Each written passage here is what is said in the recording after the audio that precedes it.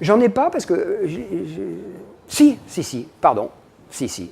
Très mauvais souvenir parce que j'ai fait le Monte-Carlo avec une 131 où Walter Röhrl, certainement le plus grand pilote de ces décennies, hein, donc c'était mon coéquipier et mon adversaire.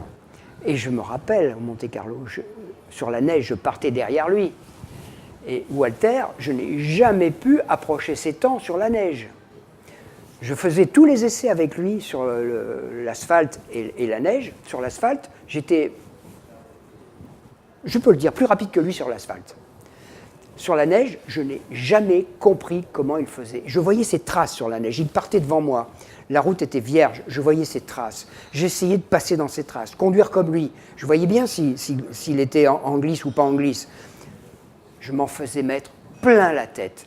Et ça, c'est un souvenir insupportable pour un pilote. Quand vous savez que celui qui est devant vous, vous avez le sentiment de conduire comme lui et qu'au bout du compte, il vous a mis 15 ou 20 secondes, je vous garantis que c'est difficile à avaler, très difficile à avaler. Et en même temps, quand on a admis que c'était certainement le meilleur pilote de ces années-là, il faut un premier, un deuxième. Moi, dans ces conditions-là, j'étais le deuxième.